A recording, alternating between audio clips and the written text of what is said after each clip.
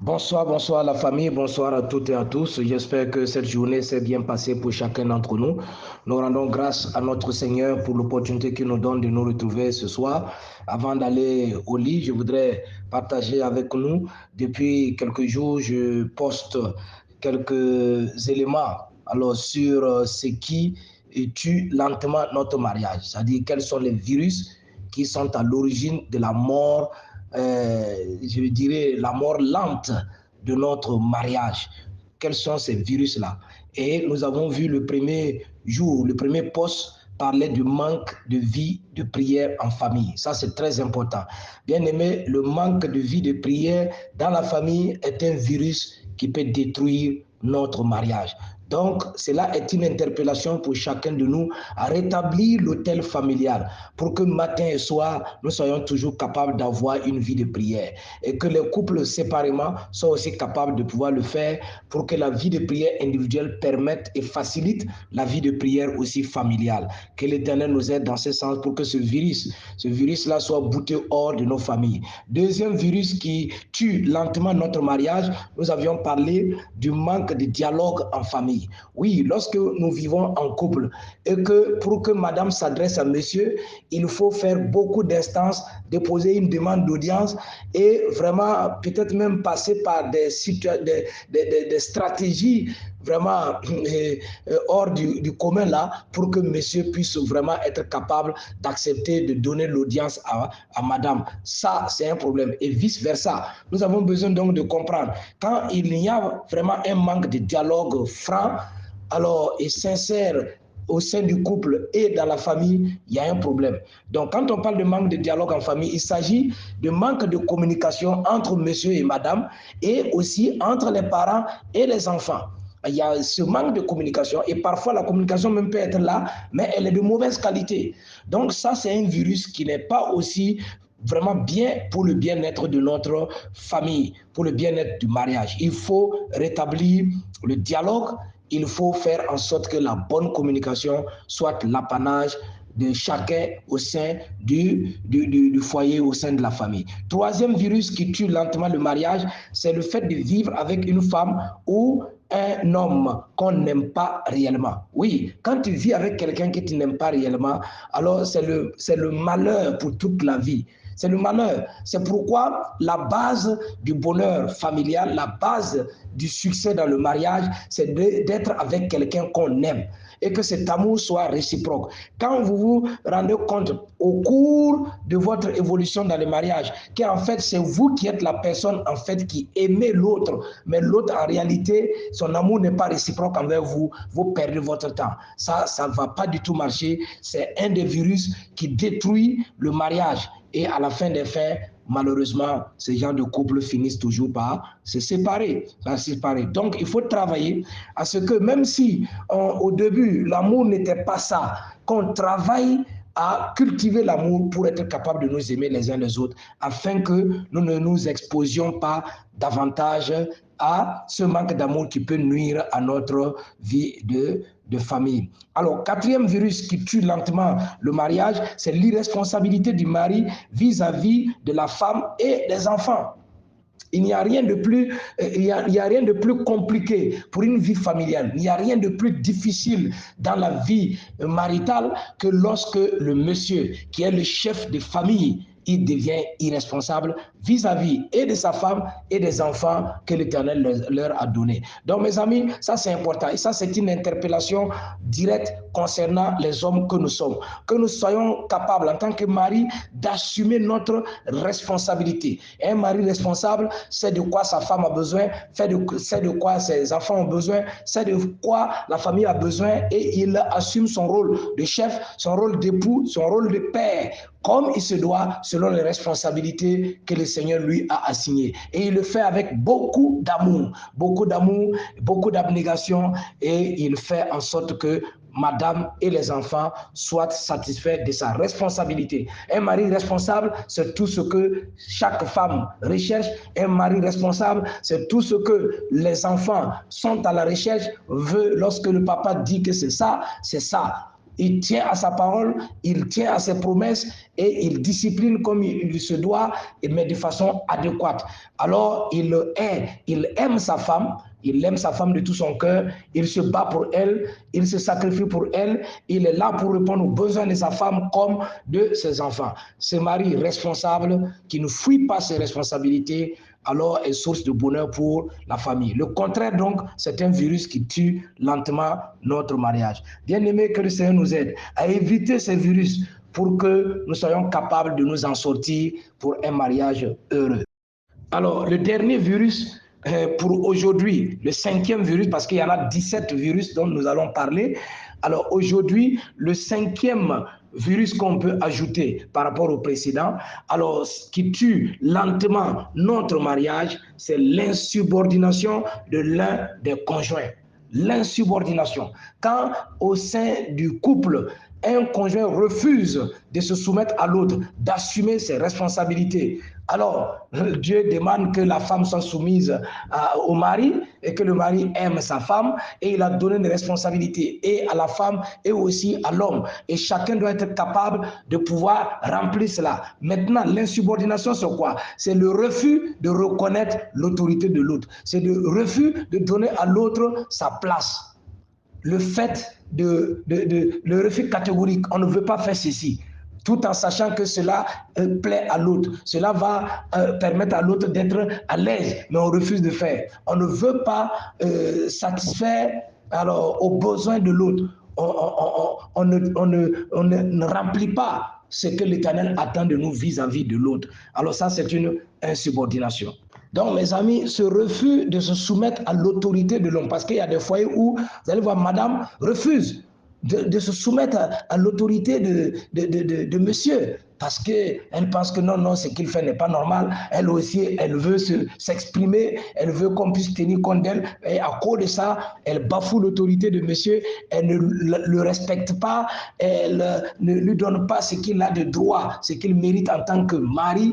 Non, ça, ce n'est pas bon. Ce genre d'insubordination n'est pas bien dans la vie du couple. De même, alors, monsieur sait ce qu'il doit à la femme, comme la Bible dit que chaque homme donne à la femme ce qu'il lui doit et que chaque femme aussi donne à l'homme ce qu'elle lui doit. Alors, ainsi de suite, vis-à-vis. Ça, c'est, on doit se soumettre l'un à l'autre. Cette insoumission, cette insubordination qui doit être caractérisée par l'humilité. Alors, son fondement, c'est l'humilité, pour permettre à ce qu'on s'oublie, on se vide pour être au service de l'autre. Donc, la vraie subordination dans le mariage, c'est le service. Être capable de répondre aux besoins de l'autre, être capable de donner du bonheur à l'autre, être capable d'accepter l'autre et de le servir. Ça, c'est important.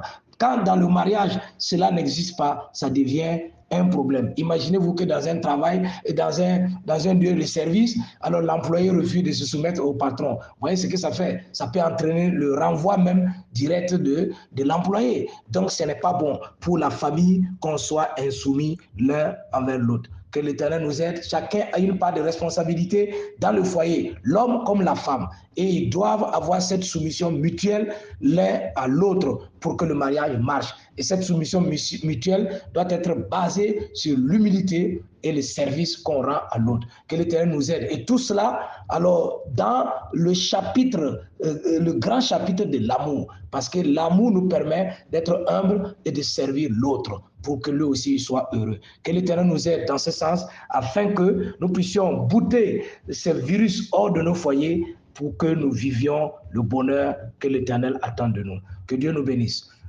Bonsoir, bonsoir la famille, bonsoir à toutes et à tous. Que la grâce de notre Seigneur Jésus soit avec chacun de nous. Nous bénissons le nom du Seigneur pour l'opportunité qu'il nous donne d'achever cette journée et de pouvoir nous retrouver encore ce soir pour pouvoir aussi l'écouter nous parler. Prions. Dieu notre Père, alors que tu nous as accordé une bonne et agréable journée, nous te rendons grâce pour tout. Alors, quels que soient les défis, tu as été là avec nous et nous te rendons grâce pour cette journée qui s'achève. Alors que nous voulons t'écouter nous parler, avant de nous endormir, je prie que dans ta grâce, tu disposes nos cœurs à comprendre ce message et que ton esprit nous guide dans aussi la mise en pratique pour le bonheur de nos foyers. Reste avec nous au nom de Jésus. Amen. Alors, bien aimé, dans la suite des 17 virus qui effectivement tuent lentement notre mariage, Alors aujourd'hui, nous continuons avec les deux virus suivants, c'est-à-dire le 6e et le 7e.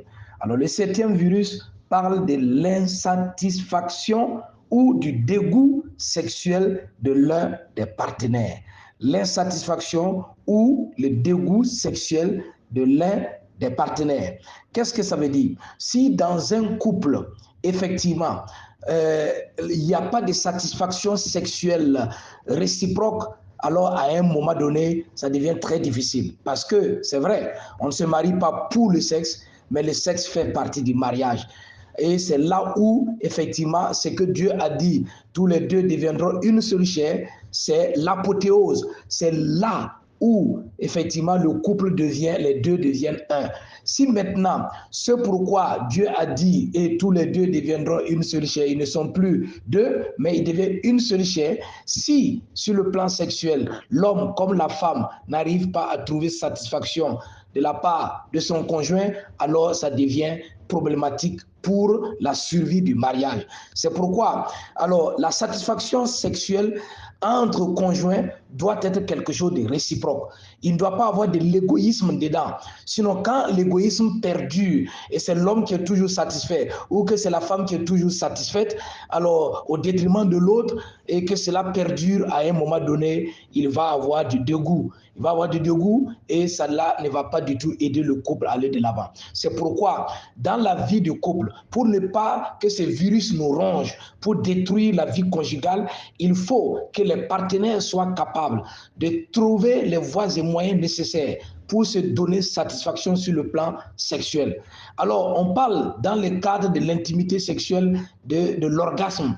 Alors, la satisfaction sexuelle d'une personne, d'un homme comme d'une femme, alors se voit surtout à travers l'orgasme, l'atteinte de l'orgasme. Alors, mais il y a beaucoup d'autres choses avant cela, les questions des préliminaires et autres pour permettre à ce que l'autre se sente. Maintenant, en fonction des âges, il faut comprendre qu'on ne peut pas avoir le même degré de satisfaction, c'est-à-dire le même niveau de satisfaction sexuelle comme quand on était un peu plus jeune dans le mariage. Donc, au fur et à mesure qu'on avance, surtout à partir de la quarantaine en allant, alors les choses, bien que le désir sexuel augmente, mais la question de la performance diminue. Donc, le sexe n'est pas question de performance, il faut le préciser, c'est une question de satisfaction mutuelle. Et que l'homme et la femme, connaissant leur réalité, soient capables de pouvoir se donner satisfaction. Donc, lorsque vous laissez, comme on aime dire souvent, alors, monsieur laisse madame à la gare. Vous savez, la femme, son organisme n'est pas comme celui de l'homme. Le fonctionnement est un peu différent. Alors, la physiologie de la femme fait en sorte que, alors, elle fonctionne comme un moteur diesel. La femme fonctionne comme un moteur diesel. Donc, elle est lente à démarrer. Et quand elle démarre là, pour l'arrêter, c'est vraiment difficile. Donc, il faut que l'homme en tienne compte. Lui qui est un moteur à essence, qui brûle d'un quart de tour, seulement, paf, il est pris. Il a déjà pris. Donc, lui, il doit faire attention pour ne pas, voilà pourquoi la plupart du temps, l'homme est vite satisfait et sur le plan sexuel, et la femme est toujours là, et elle est en route. Elle est en route. C'est au moment où elle commence à démarrer que l'homme, lui, il s'arrête. Il fait stop. Vous voyez? Donc, et là, ce n'est pas bien. Donc, dans le couple, il faut que les partenaires soient capables de travailler à se comprendre, à communiquer bien pour que la satisfaction sexuelle soit réciproque. Maintenant, quand il arrive dans le couple également, qu'il y a un dégoût sexuel, le dégoût sexuel peut avoir plusieurs causes. Peut-être on aura l'occasion le samedi de revenir sur certaines des causes, mais le dégoût sexuel, il y a plusieurs choses qui peuvent faire que l'homme ne désire plus sa femme. Alors, soit des odeurs, soit les manques d'hygiène, soit, en tout cas, le fait que, bon, dans la pratique, réellement, on ne sent pas l'autre. C'est comme si c'est moi celui qui fait des efforts, patati patata. Et aussi, quand on n'est pas dedans, alors on n'est pas satisfait de l'autre, parfois, on n'arrive pas à désirer la personne. Donc, le dégoût sexuel peut avoir plusieurs causes, je le répète. Alors que, par la grâce de Dieu, peut-être, on va revenir là-dessus le samedi. Donc, il faut tout faire pour que ce dégoût sexuel n'existe pas. Il faut qu'il y ait toujours l'attirance sexuelle qui donne du plaisir à faire du sexe avec l'autre. Et là, on peut se rassurer que notre vie de couple sera préservée. Alors, deuxième virus aujourd'hui, c'est-à-dire le 7e virus, c'est l'indiscrétion du mari ou de la femme. Et nous le savons très bien. Dans le couple, il y a ce qu'on appelle la confiance. il faut qu'il y ait une certaine confiance alors entre l'homme et la femme, qu'il soit capable d'être intègre, de se dire la vérité. Et alors, ce qui est un secret dans le couple doit rester dans le couple. Alors, les paroles, les choses du couple ne doivent pas se retrouver dehors sur la place publique. Ce n'est pas possible. Donc, il faut que alors, le couple soit un cercle fermé où personne ne peut entrer. Il ne peut pas avoir une tierce personne qui puisse entrer pour bénéficier de certains secrets du couple. Lorsque le mari devient indiscret, il parle de tout ce qui concerne, ce qui existe entre lui et sa femme, il dit à ses amis, il dit à ses parents, il dit à ses frères, alors, et il n'a point d'égard pour ça, ce n'est pas son problème. Lorsque la femme aussi se plaît, pour elle, c'est une manière de montrer aux autres que ça va dans son foyer et elle se permet de parler beaucoup de son mari, aux autres, de tout ce qui se passe entre eux deux, comment ils font les choses. Ces genres d'indiscrétion, et surtout quand il s'agit encore de certaines choses top secrètes qui doivent et nécessairement rester entre monsieur et madame et qu'un d'entre eux trahit cette discrétion, alors ça devient sérieusement un problème. Donc, il faut qu'on apprenne, raison garder, à se tenir la bouche fermée, qu'on tienne la langue en bride pour ne pas dire des indiscrétions qu'il ne devrait pas, qui concernent la vie du couple. Donc, dans la communication, voilà, pour que le couple continue d'aller encore mieux, alors il faut que monsieur et dame soient capables de savoir que ça, ce sont des choses qu'il ne faut pas dire. Ce qui concerne vous deux, ce qui concerne vos projets, ce qui concerne certaines choses vitales pour votre foyer, alors, et qui représentent des secrets. Vous savez de quoi je parle, on n'a pas besoin d'être indiscret là-dessus, en parler à quelqu'un d'autre. Non. Et même si il faudrait le faire, il faut avoir l'autorisation de l'autre pour voir, ah, est-ce que tu me permets de parler de telle chose à telle personne. Voilà, il faut l'autorisation de l'autre. Sinon, s'il n'y a pas d'autorisation et tu te lèves, tu parles de certaines choses que l'autre pense que c'est trop intime entre vous, c'est trop personnel et que quelqu'un d'autre ne devrait pas savoir, alors ça crée des suites fâcheuses. Et cela n'est pas bon pour le bonheur conjugal. Bien aimé, que l'Éternel nous aide vraiment à éviter ces deux virus pour permettre à ce que le bonheur conjugal soit une réalité et que notre mariage ne meure pas, mais qu'il vive à jamais. Au nom de Jésus, amen. Le 8e virus, il s'agit d'habiter chez les parents du mari ou de la femme. Le fait d'habiter chez les parents de l'un des conjoints est un virus qui tue lentement le mariage. Et ça, vous en savez beaucoup, vous avez beaucoup d'expérience en la matière. Quand la Bible déclare « l'homme quittera son père et sa mère et s'attachera à sa femme », alors c'était pour que alors le foyer que l'homme et la femme doivent former soit un foyer au-delà du foyer familial biologique d'où ils viennent. C'est-à-dire, ils doivent s'établir. La notion de quitter là est très, très importante. Et beaucoup de couples, enfin, aujourd'hui, certains couples n'arrivent pas à comprendre cet aspect du quitter. Alors, le quitter, c'est partir de chez soi, de chez ses parents, pour se retrouver avec l'autre être bien-aimé, pour former votre famille. C'est-à-dire, il ne s'agit pas de se retrouver dans le foyer familial pour vivre sous le même toit que ses propres parents ou vivre sous le même toit que ses beaux-parents. Non. Et ce n'est pas de cela dont il s'agit. Il s'agit de former soi-même son propre foyer sous un autre toit différent du toit des parents. Habiter ou cohabiter. Cohabiter avec ses parents ou ses beaux-parents, alors c'est source de problèmes. Vous savez très bien les différentes histoires que vous avez eu à entendre sur la question de la cohabitation avec la belle famille, la cohabitation dans la famille, avec ses propres parents. Alors on veut mettre les yeux sur tout ce que vous faites, on veut mettre la bouche sur tout ce que vous dites, vous faites. Alors on veut tout contrôler, on veut mettre l'oreille partout où vous parlez pour entendre tout ce que vous dites. Alors on veut influencer votre foyer comme vous pouvez, comme cela est possible. Alors donc mes amis, habiter chez les parents de son mari, alors ou de sa femme, alors ça, ce n'est pas bon. c'est un virus qu'il faut travailler à détruire pour ne pas permettre à ce que notre foyer soit à même de souffrir. Que l'Éternel nous aide à comprendre la notion de quitter pour devenir une seule chair. C'est partir de chez soi, c'est partir de chez ses parents pour fonder un toit avec sa femme ou son mari ailleurs, autre que dans le foyer familial.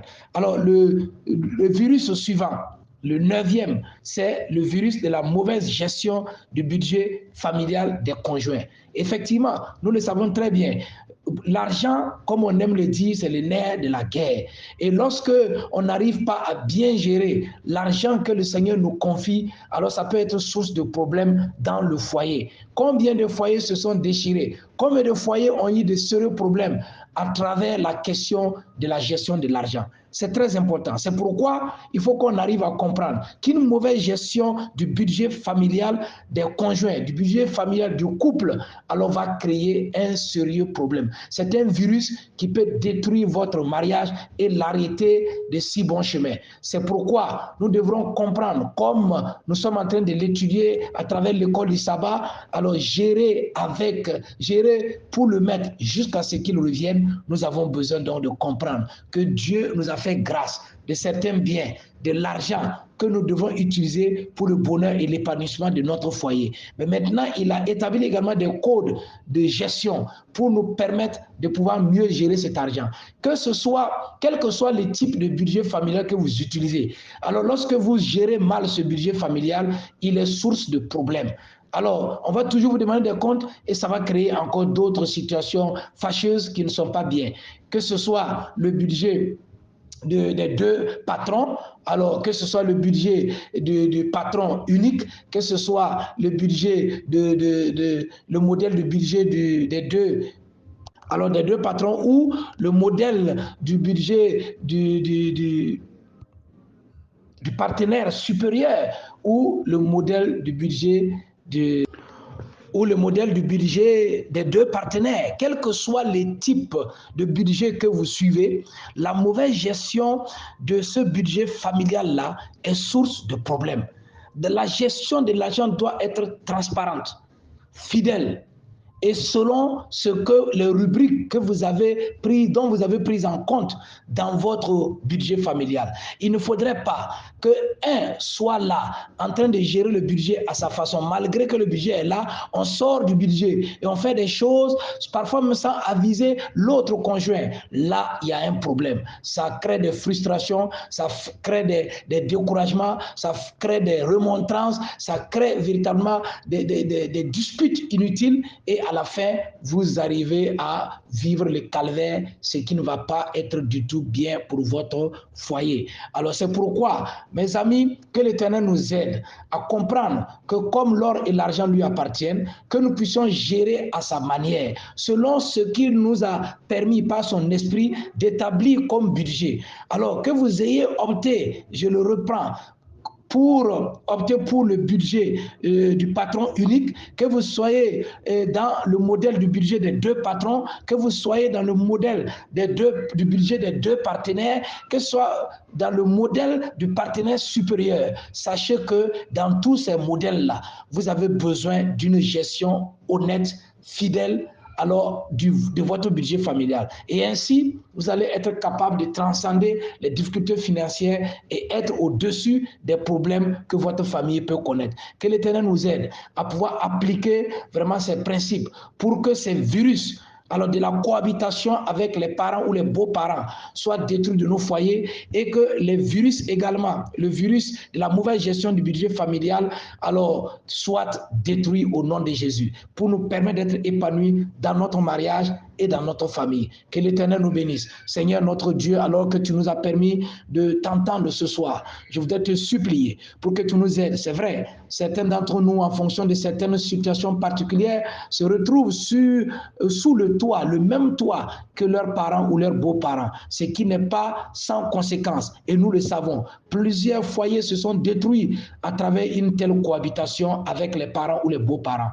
Aide-nous à prendre conscience et à mieux planifier pour éviter ce genre de comportement et de pouvoir répondre à ce que tu nous as donné dans ta parole, quitter pour fonder son foyer à part, autre que au sein du foyer des parents ou des beaux-parents. Seigneur, donne-nous d'arriver à cela. Donne-nous également de chasser et de détruire le virus de la mauvaise gestion du budget familial pour que nous soyons capables d'être fidèles, honnêtes, disciplinés dans la gestion de l'argent que tu nous as donné, afin que, selon le plan que nous avons choisi, que tu nous aides à appliquer cela dans la fidélité, dans la rigueur, pour le bonheur de notre foyer, à la gloire de ton nom. Reste avec nous, bénis cette nuit, permets-nous de nous reposer dans ta grâce et que demain tu nous réveilles en pleine forme pour continuer notre marche avec toi. Que toute la gloire te revienne. Merci pour tout. Au nom de Jésus. Amen. Amen. Merci les amis. N'oubliez pas, vous pouvez toujours faire vos contributions et aussi poser vos questions. Que l'Éternel vous bénisse. Amen.